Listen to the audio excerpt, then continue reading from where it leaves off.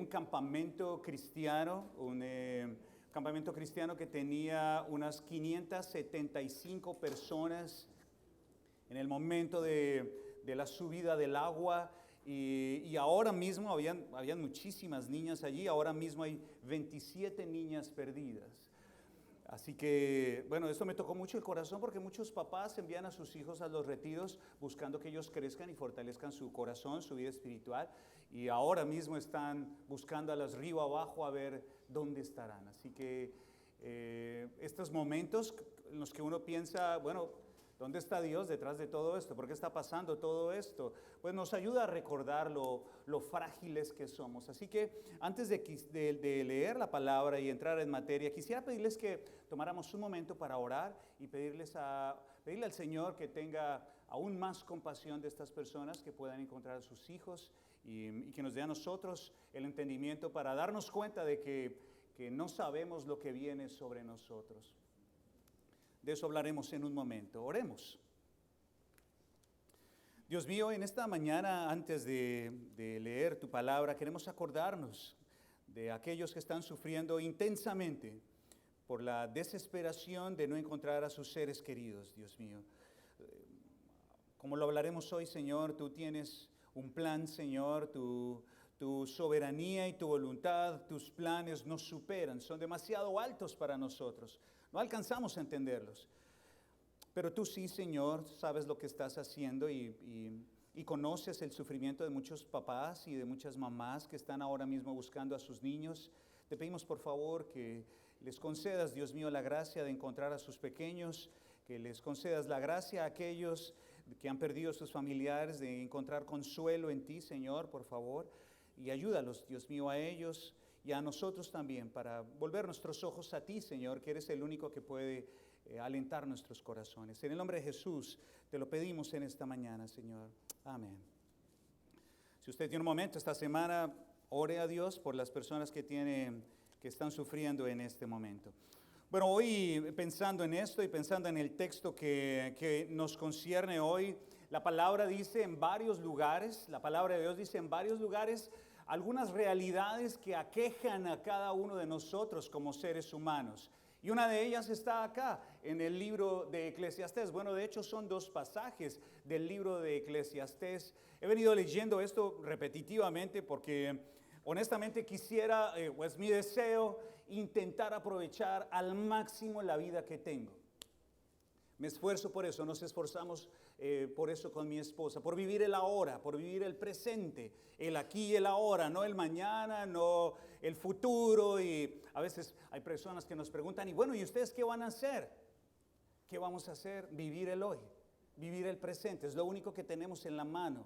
No sabemos qué va a pasar más adelante. Y el Señor dice a través de su palabra que todos tenemos un mal, todos aquejamos un mal. Todos los seres humanos aquejamos de algo que es incontrolable, dice la palabra, porque para todo lo que quisieres hay tiempo y juicio, porque el mal del hombre es grande sobre él, pues no sabe lo que ha de ser y el cuándo haya de ser. ¿Quién se lo enseñará? Y más adelante en el siguiente capítulo dice la palabra, porque el hombre tampoco conoce su tiempo, como los peces que son presos en la mala red y como las aves que se enredan en lazo, así son enlazados los hijos de los hombres en el tiempo malo cuando cae de repente sobre ellos. Ahora, algunas personas dirían, bueno, esto es un azar del destino, ese es un plan premeditado en contra nuestra. Bueno, la verdad es que lo que dice la palabra de Dios, a todos nosotros de una u otra manera nos sobrevendrán momentos difíciles y momentos de alegría también. Pero esto nos puede ayudar a pensar, como lo hablamos al inicio con estas personas, estos niños que están pasando y sus familias, un momento muy difícil, que no sabemos lo que viene sobre nosotros. No conocemos nuestro tiempo, no es algo de merecimientos o no, es que a todos nos va a pasar algo, nos vamos a pasar por momentos inexplicables, momentos que se escapan de nuestro entendimiento y no sabemos qué significan o por qué está pasando esto en nuestra vida. La verdad es que no sabemos cuándo vamos a morir. No sabemos tampoco las pruebas ni las situaciones que serán difíciles que vienen sobre nosotros. No hay manera de conservar la vida. Hace un tiempo leí un poema que lo quiero compartir con ustedes. El poema es de un escritor inglés que se llama William Henley. Él escribió un poema, este poema se llama Invictus. Y lo escribió por allá en 1875. Y antes de leerlo, quiero que sepan que este hombre empezó a sufrir de tuberculosis a los 12 años.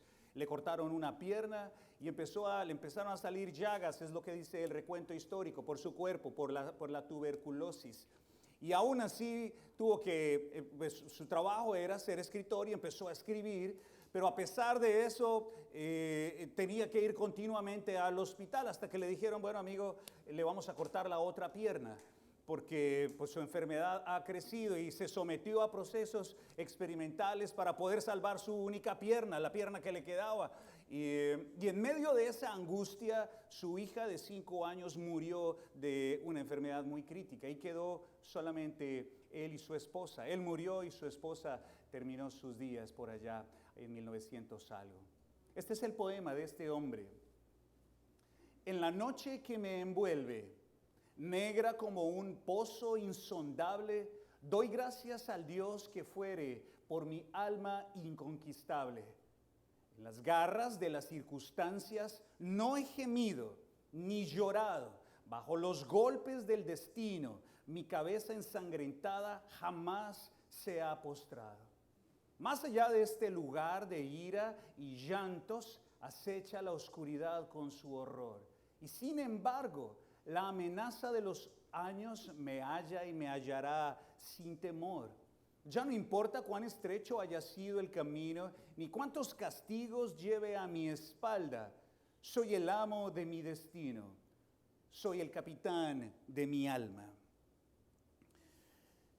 Esto nos puede sonar un poco inspirante a algunos de nosotros, pero la verdad es que podemos juntos reconocer que este hombre explora algo. Y lo que explora es la profundidad de su alma y lo único que puede hacer ante circunstancias difíciles, dar una respuesta. Y su respuesta es resistir y no bajar los brazos. No obstante, él tiene una idea un poco controversial aquí al final, porque él señala que él definitivamente es el amo de su destino, lo que es probablemente paradójico si lo pensamos en cuanto a circunstancias. Pero las circunstancias que él nos describe, pues no las puede controlar. No hay nada que él pueda hacer. No puede hacer absolutamente nada contra todo lo que se le viene, pero sí puede hacer algo sobre cómo va a responder a los desafíos que se le han presentado el día. Jeremías lo va a decir de una manera muy humilde y muy sencilla. Va a decir lo siguiente: oh Jehová, conozco, oh Jehová, que el hombre no es señor de su camino. Es paradójico, es completamente opuesto a lo que el poeta escribe. Ni del hombre que camina es el ordenar sus pasos. Miren, nosotros, como lo leyó Marcos la semana pasada al iniciar nuestro servicio, podemos hacer planes, podemos hacer empresa, podemos hacer familia, podemos creer de que podemos hacer un negocio hoy, mañana iremos a otro lugar, como lo leía él, pero la verdad es que la vida no está en nuestras manos. Somos completamente frágiles. Y él reconoce que no nos corresponde a nosotros saber absolutamente todo lo que viene para nosotros, ni tampoco está en nuestro alcance ordenar cada uno de nuestros pasos. Lo que sí podemos saber es cómo responder. Lo que sí podemos hacer es saber cómo responder a los desafíos que tenemos hoy. Miren, yo no creo que ninguno de nosotros se escape de un mal momento en esta vida. De hecho, el Señor va a decir en el libro de Romanos que es a través del sufrimiento y de las pruebas complicadas que nuestro carácter se va formando. Desde la única manera que nosotros vamos a crecer. Así que nuestra respuesta es definitiva, es lo único que podemos controlar. El resto está fuera de nuestro control. Y de eso, amigos, quiero que conversemos hoy día, porque en una profunda, pero muy brevísima conversación de Jesús con Pedro el apóstol, vamos a extraer hoy día principios fundamentales que nos van a ilustrar un poco cómo podría ser una respuesta adecuada y cuál es la función del Señor en todo esto. Así que les invito a que leamos esos cortos versículos en el Evangelio de Lucas, en el capítulo 22. Y vamos a leer solamente 3, 4 versículos hoy. Eso es todo nuestro mensaje. Y quiero invitarles a que piensen en 2 palabras: gracia y comisión. Gracia y comisión. Y ya que es muy corto este pasaje, pues voy a leerlo para todos ustedes en una sola lectura. Y quiero que piensen en los momentos que tiene este texto, lo profundo que es este texto para nosotros. Dice la palabra, ¿están allí conmigo, mis amigos, hermanos y hermanas?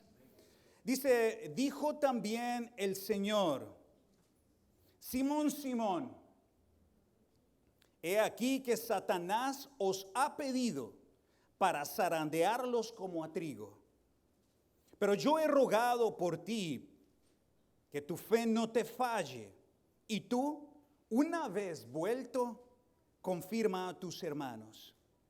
Él le dijo: Señor, dispuesto estoy a ir contigo, no solo a la cárcel, sino también a la muerte. Y él le dijo: Pedro, te digo que el gallo no cantará hoy antes de que tú me negares 3 veces que me conoces. Ahora quiero darle un poco de contexto para que ustedes se puedan ubicar un poco. Si ustedes recuerdan, durante las últimas semanas hemos hablado de esa última cena, de esa última noche que tiene el Señor con sus discípulos. Bueno, la semana pasada conversamos un poco de esa discusión que hubo terminada la cena respecto al liderazgo de servicio. Pero luego, en medio de esa conversación, se da esta conversación de Jesús. Luego de esta instrucción se da esta conversación. Esta conversación es sencilla, pero es muy profunda. Jesús habla, Pedro responde y Jesús le vuelve a hablar un poco más. Ahora bien, voy a ir en 3 pasos. El primero de ellos es la realidad del enemigo. La realidad del enemigo que está allí en los primeros versículos. En el primer versículo, el versículo 31. Ahora, yo me imagino esa comida, esa cena, están todos reunidos allí. Y Jesús está ahí junto con ellos, ya les ha dado esta lección, ya ha escuchado a aquellos que vienen discutiendo, si lo recuerdan, es donde quedamos la semana pasada. Y de repente gira su mirada hacia Pedro.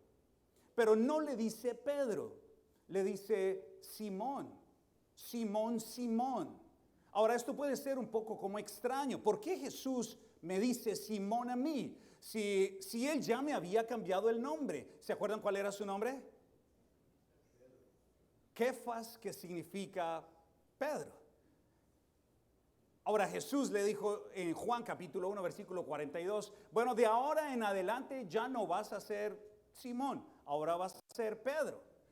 Entonces, para Simón, para Pedro, esto debió haber sido un poco extraño. ¿Por qué Jesús me está llamando como me llamaba antes de que lo siguiera? Bueno, algunas ideas que podríamos extraer de aquí es que probablemente Pedro va a responder como respondería antes de haber decidido seguir a Jesús.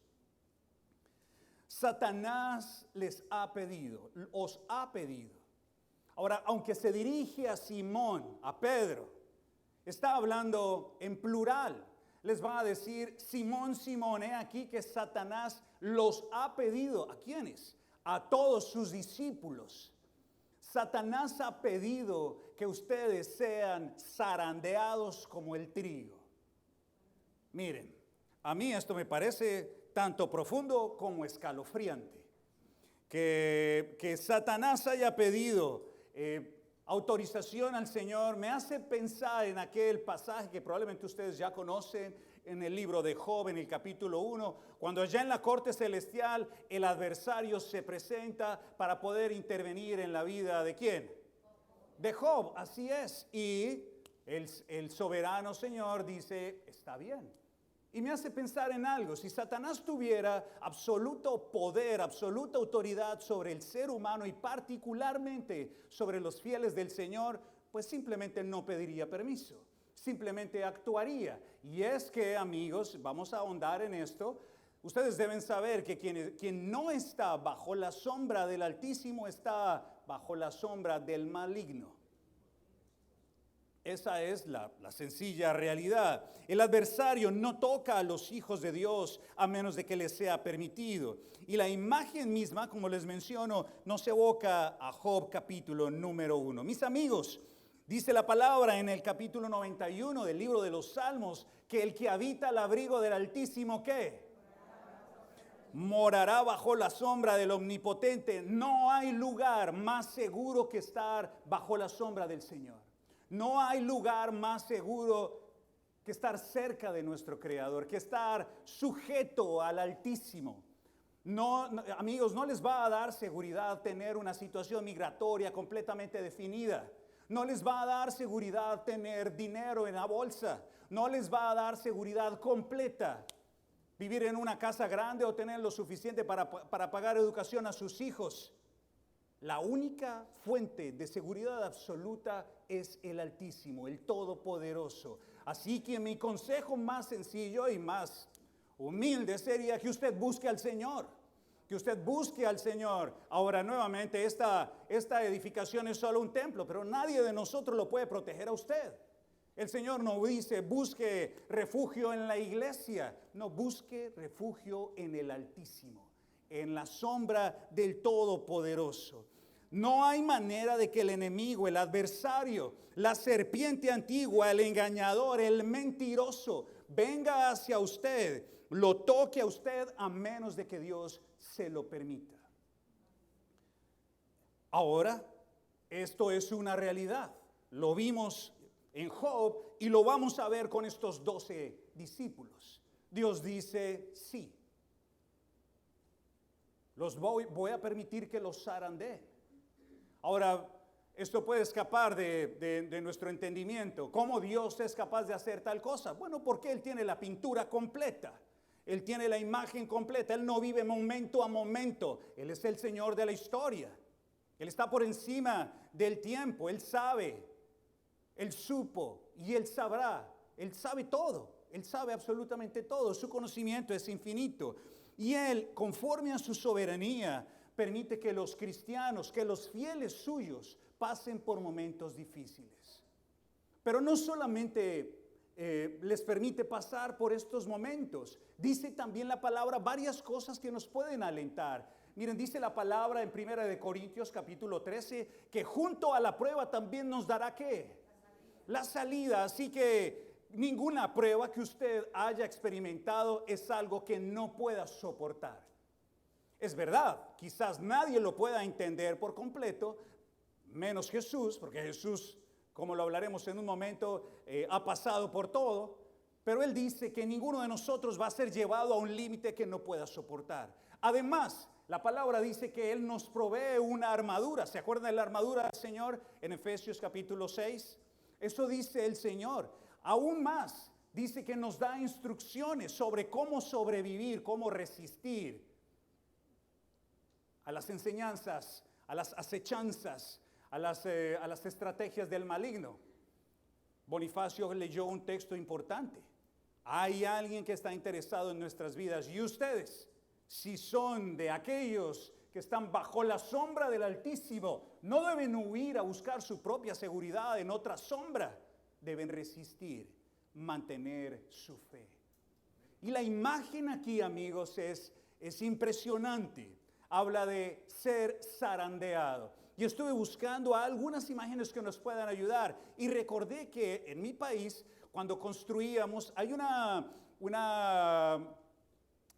un proceso, un método que se sigue allá, yo no sé si todavía lo seguirán, para limpiar la arena. Y es como un cernidor. No sé si lo hacen en sus países también. Yo no lo he visto hacer acá. Las personas se paran así y agarran la arena y empiezan a cernirla y la zarandean. Y luego, ¿qué es lo que queda en la parte superior de la malla? las piedras, lo más grande, lo que no pasa, ¿no? Lo que no pasa, lo que pasa es la arena, sale limpia de cierta manera, y lo que sobra, pues no sirve, es basura. Eso es justo lo que va a hacer Satanás. Va a agarrar a los cristianos, va a tomar a aquellos a los que el Señor permita pasar por estas pruebas, y en este caso en particular son esos 12 discípulos, y los va a lanzar al aire. Y solo va a caer aquel que tenga una fe genuina. El resto va a quedar en el aire como tamo que arrebata el viento. ¿En dónde está eso? En el Salmo 1, versículo número 8. Los malvados son como tamo que arrebata el viento. Este era un proceso normal para aquellos que zarandeaban el trigo. Pueden echarle una mirada por allá al libro de Oseas, Amós, capítulo 9, versículo número 9. Eso hacían. Tomaban el trigo, lo zarandeaban, y la paja, la basura, el tamo, lo tiraban al aire y el viento se lo llevaba. Ahora, si esto es así, amigos, ustedes y yo estamos en problemas. Si usted no es cristiano, si usted no ha tomado la decisión de seguir a Cristo, pues no tiene de qué preocuparse. Porque probablemente no le van a venir pruebas tan duras, porque ya usted está en las garras de Satanás. Es hijo del diablo. Uy, ¿cómo se atreve a decir eso? Bueno, yo no lo digo. Está en el texto bíblico. No hay manera de ser hijo adoptivo de Dios. No hay manera, ¿en qué sentido? En que puedo ser y no ser. Soy del diablo y a la vez soy de Dios. Soy como medio, como que estoy adoptado. No hay manera de eso. O eres hijo de Dios o eres hijo del diablo. ¿Es tu Dios tu padre o no lo es? ¿Estás bajo la sombra del Altísimo o estás en las garras de Satanás? Ahí no hay nada que hacer, es lo que es. Ahora, yo no tengo la potestad para decirle quién está en qué lugar. Eso lo sabe usted.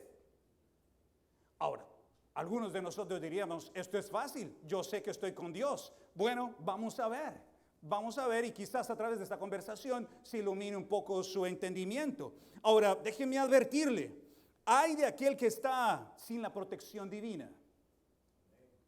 Hay de aquel que está a la merced del que es descrito como aquel interesado en robar, matar y destruir. Aquel que es descrito, lo describió en la lectura Pedro, que acabó de leer Bonifacio, como el león rugiente que está buscando a quien devorar. Ay de usted. Ay de usted que confía en su propio criterio y no atiende a la voz de Dios, que sigue, como diría Jeremías, las ideas de su malvado corazón, sus imaginaciones, es lo que dice Jeremías. Algunos dicen, bueno, la verdad es que yo creo en Dios a mi manera.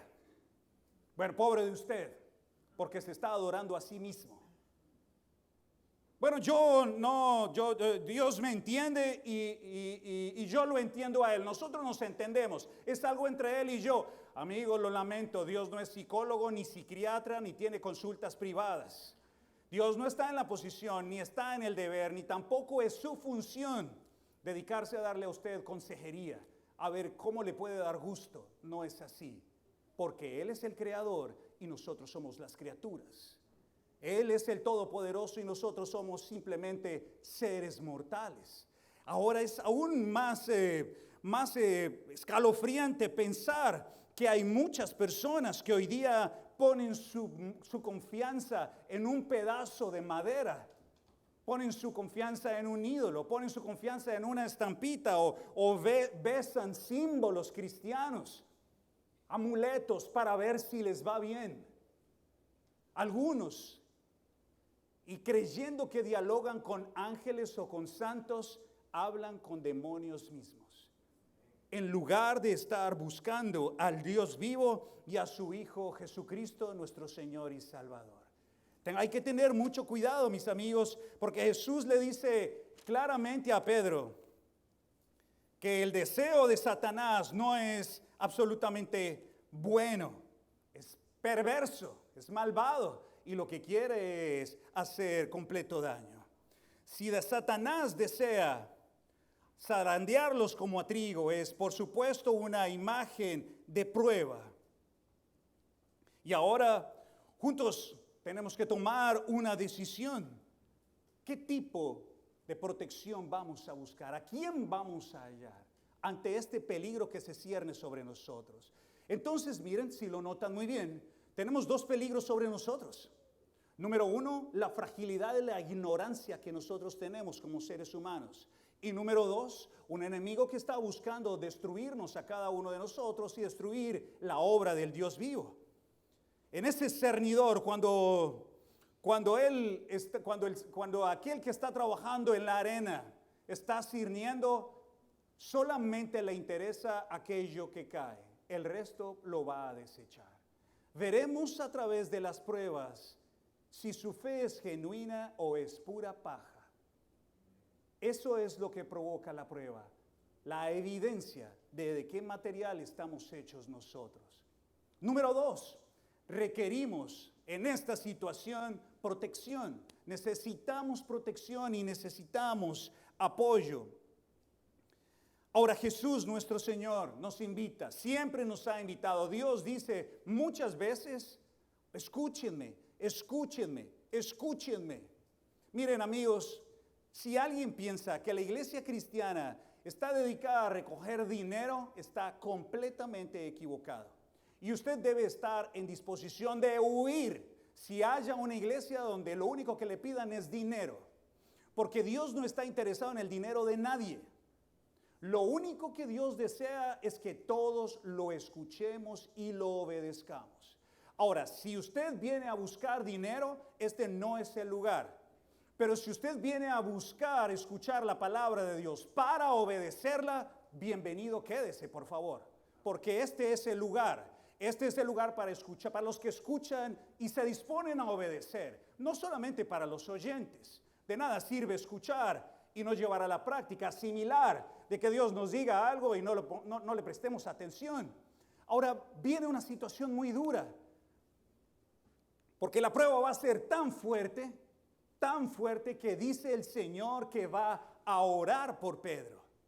Dice Jesús a Pedro que esta prueba va a venir sobre todos, que Satanás los ha pedido para zarandearlos.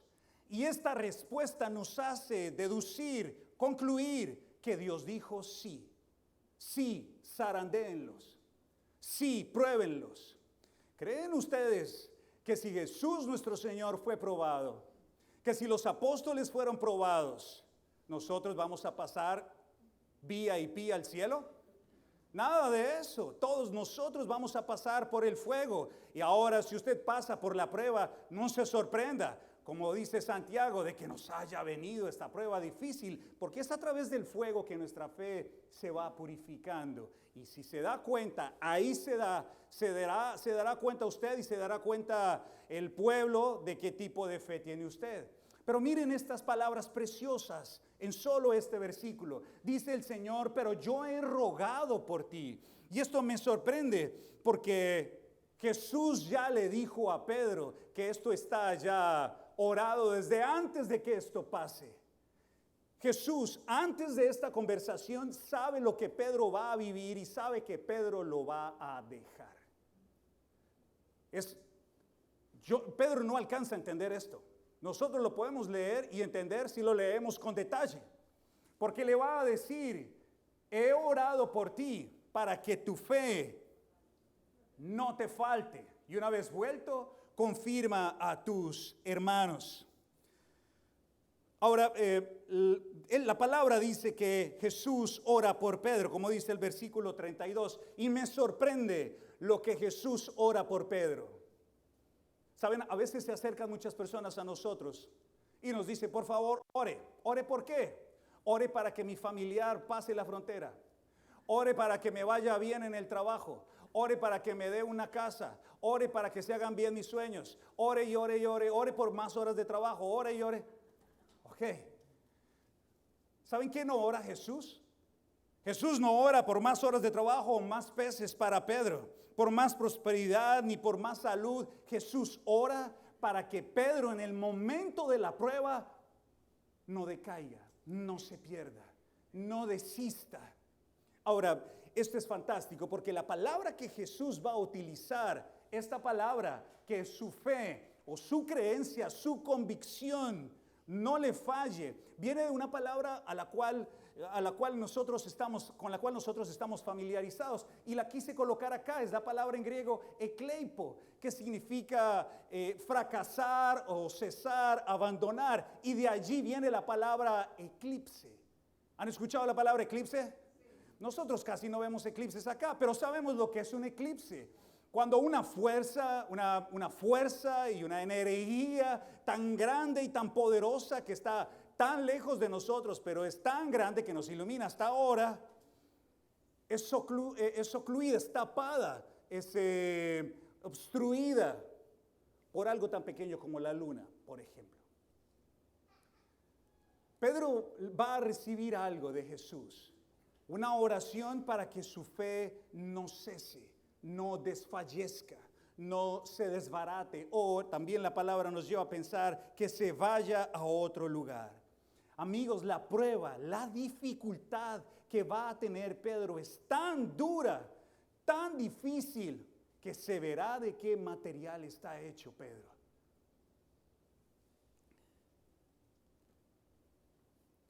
Ahora, la prueba, mis amigos, la dificultad que nosotros podemos enfrentar en nuestra vida puede ser tan intensa que puede llevar a hundirnos en la más profunda oscuridad. Y tenemos un ejemplo de eso allí en el texto bíblico, porque los 12 discípulos fueron zarandeados y uno se perdió. Y Pedro estuvo en un momento muy duro, muy difícil. Dice la palabra, como lo vamos a estudiar más adelante, que él no solamente lo negó, sino lo negó al menos 3 veces. Y luego lloró amargamente, y eso será materia de un sermón posterior que vamos a tener. Pero quiero llamar su atención a la esperanza. Miren lo que dice la palabra de Dios en Hebreos capítulo 4, versículo 14 al 16. Por lo tanto, teniendo un gran sumo sacerdote que traspasó los cielos, Jesús, el Hijo de Dios, retengamos nuestra profesión de fe, porque no tenemos un sumo sacerdote que no pueda compadecerse de nuestras debilidades, sino que uno que fue tentado en todo, según nuestra semejanza, pero sin pecado. Acerquémonos pues confiadamente al trono de la gracia, para alcanzar misericordia y hallar gracia para el oportuno ¿qué? Para el oportuno socorro. Saben, es inspirante, es esperanzador saber que aquel que es nuestro líder, nuestro hermano mayor, es el gran sumo sacerdote, es el Hijo de Dios. Y dice el texto que Él es nuestro Redentor. Y hay una palabra aquí maravillosa, de pronto lo podríamos estudiar más adelante. Ahora, si usted es curioso y ha estado leyendo algún momento Levítico o Deuteronomio, se dará cuenta que había una cortina allí en el lugar santísimo. Bueno, dice la palabra que Jesús atravesó los cielos y llegó hasta la presencia misma de Dios. Y es a Él a quien nosotros podemos orar. Ese Jesús es nuestro abogado. Ese Jesús es nuestro Salvador. Ese Jesús lo comprende o la comprende a usted en su totalidad, porque Él fue llevado al límite en cada aspecto del ser humano, pero sin pecar. Ahora noten la invitación que es vigente hasta hoy para cristianos y para no cristianos. Escuchen. Acerquémonos a Dios, acérquese a Dios. Amigos, ustedes no se pueden acercar a Dios solamente un domingo en medio de una alabanza que le mueve a uno las emociones. No puede invocar al Dios vivo solamente aquí y decir, te amo Dios. No, eso se debe vivir día tras día. Usted debe buscar con todas las fuerzas de su corazón a Dios si lo quiere realmente encontrar, si quiere vivir para Él. Aunque dice la palabra que Él no está lejos de nosotros, porque en Dios vivimos, nos movemos y existimos. Él está cerca de nosotros y Dios dice, búscame, porque el que me busca encontrará cuando llegue el momento el oportuno socorro. El oportuno socorro. Yo no sé si usted alguna vez se ha metido en el agua, en la piscina o en el mar y ha tragado agua. Se sorprenderían cuántos no saben nadar acá y se ahogan en la piscina para niños. Pero no hay nada más angustiante que estar tragando agua y que nadie le eche una mano. Dios dice en su palabra que cuando llegue el momento de la angustia, cuando llegue el momento de la prueba, el oportuno socorro estará allí con su mano extendida para usted, para que usted no se hunda. Pero usted tiene que estar allí para Él. Tiene que tener una relación con Él. No puede ser un desconocido. Y una relación no se construye de la noche a la mañana. Usted necesita pasar tiempo con Dios. Necesita salir a orar, necesita conocer su palabra, necesita escucharlo. Esto no es solamente de un momento. Ahora Jesús va a hacer algo con Pedro que es increíble. Lo va a comisionar. ¿Cómo comisionar a un traidor? Jesús sabe que Pedro lo va a traicionar y lo va a abandonar. Y allí a los pies de la cruz no va a estar Pedro, ese que hablaba mucho y que prometía mucho, no va a estar allí. ¿Cómo le vamos a dar una función a Pedro? Al traidor, al cobarde, como algunos lo califican. Bueno, Dios sabe y Jesús sabe lo duro que es vivir en esta carne. Dios sabe lo difícil que es zafarnos de algunas cosas. Dios sabe que a veces nosotros no tenemos la fuerza para deshacernos de nuestras tentaciones, de nuestras luchas. Algunos de nosotros luchamos con lo mismo por años y son como cadenas que nos amarran y no podemos soltarnos. ¿Les ha pasado? Bueno, a mí me ha pasado y me pasa hasta hoy. Después de tantos años como cristianos, todos los días tengo algo por lo que pedirle auxilio al Señor. Porque en mi corazón tengo alguna cosa, algún mal pensamiento, alguna mala ocasión, alguna mala motivación. Vienen y vienen y vienen. Le digo a mi esposa que esto es como oleadas. Vienen y vienen y no me dejan en paz. ¿Qué debo hacer? Encomendarme al Dios del cielo. Dios mío, ayúdame a vivir esta carga. Ayúdame a vivir fiel hasta el final. Probablemente usted pasa por lo mismo o ha pasado por lo mismo. Quiero decirle que hay esperanza en Cristo. Dios lo puede ayudar a usted, Dios la puede ayudar a usted a que sea una persona diferente, pero hay que buscarlo, tenemos que buscarlo. Y le dice algo fantástico: cuando vuelvas, y aquí viene la comisión, cuando vuelvas. Jesús tiene una gracia que se entrega antes de que las cosas hayan sucedido. Jesús le está dando su gracia a Pedro aún antes de que él lo haya traicionado.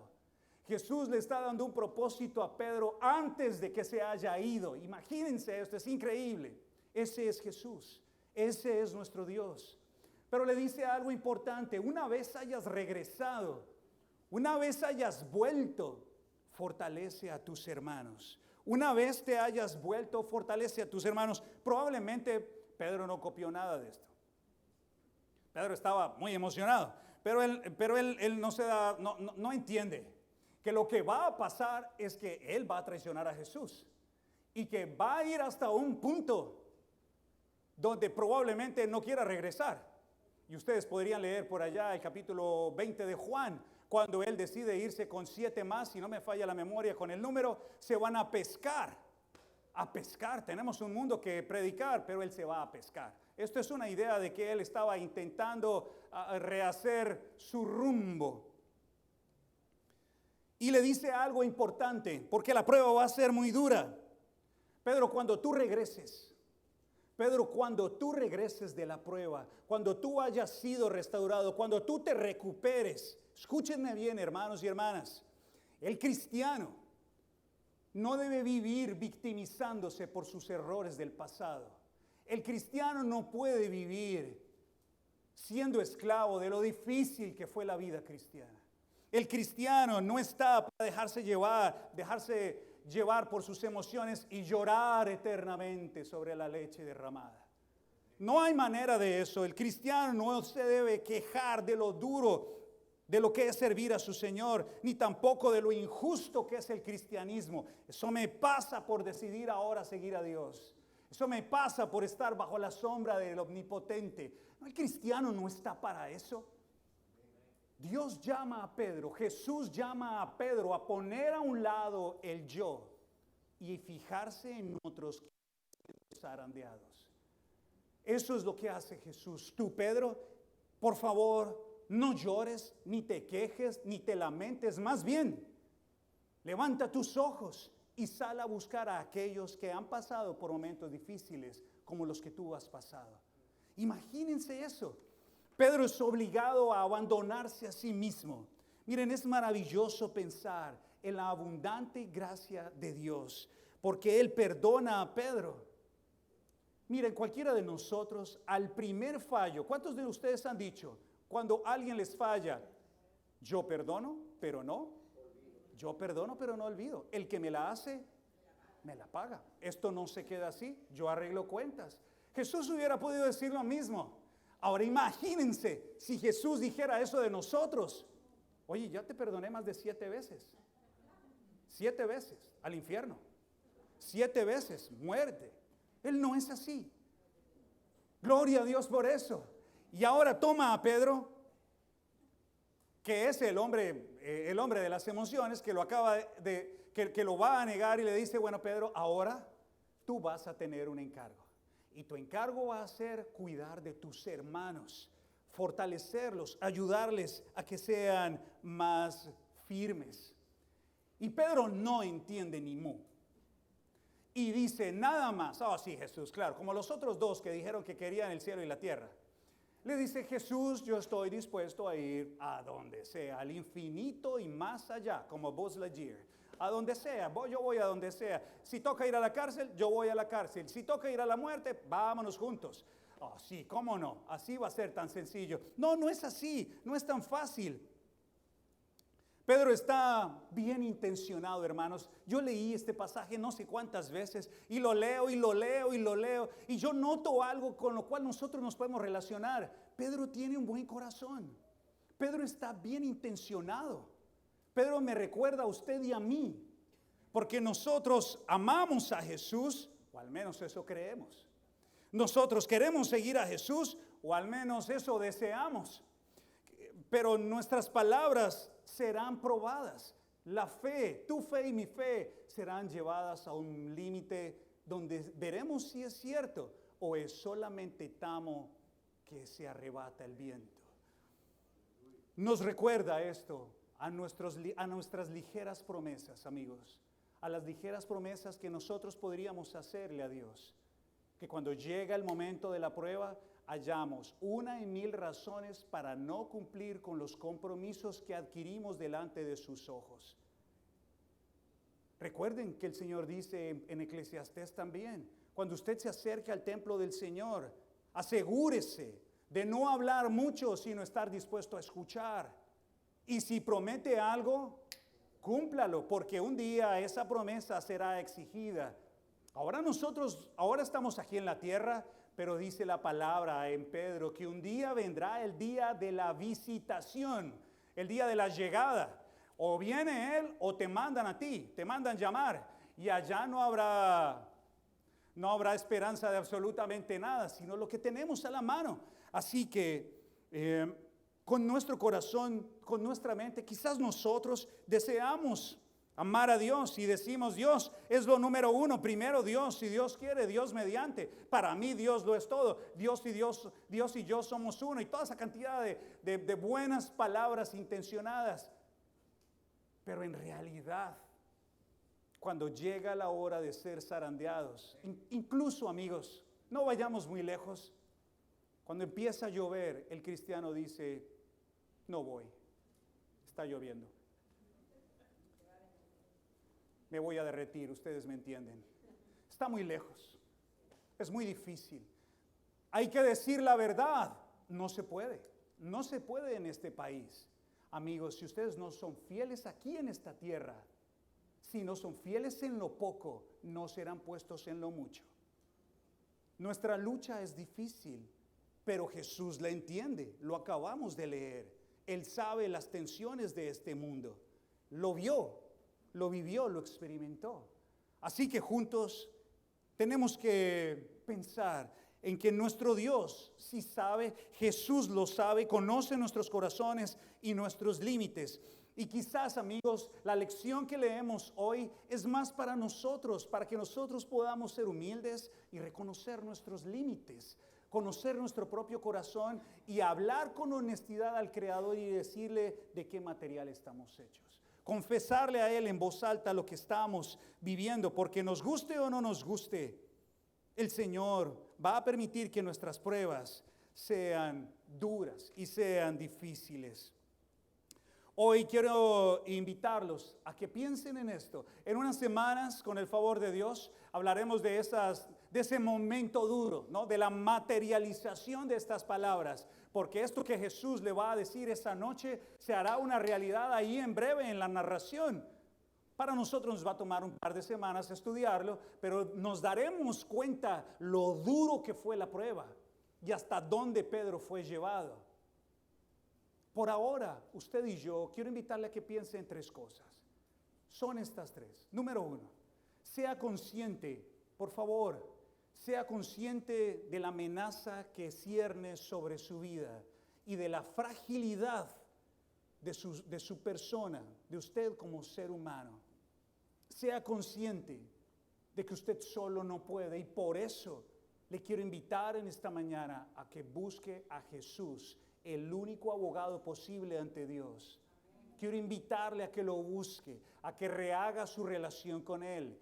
Si usted por un momento se ha alejado un poco, si alguna prueba como la de Pedro lo ha puesto usted a distancia del Señor, regrese a ayudarnos, por favor.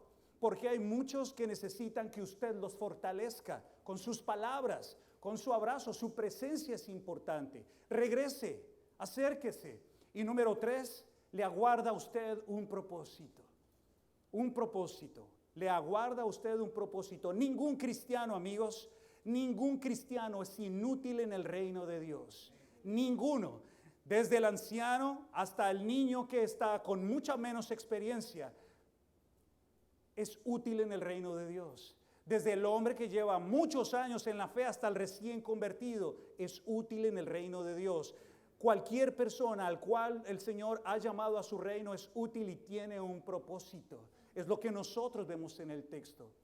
Todos tenemos uno en particular: ayudarnos unos a otros a ser fieles a nuestro Dios.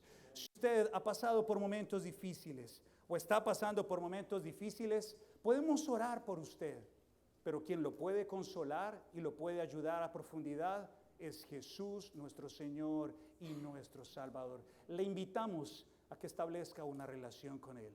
Si usted quiere conversar más sobre esto, acérquense, conversemos.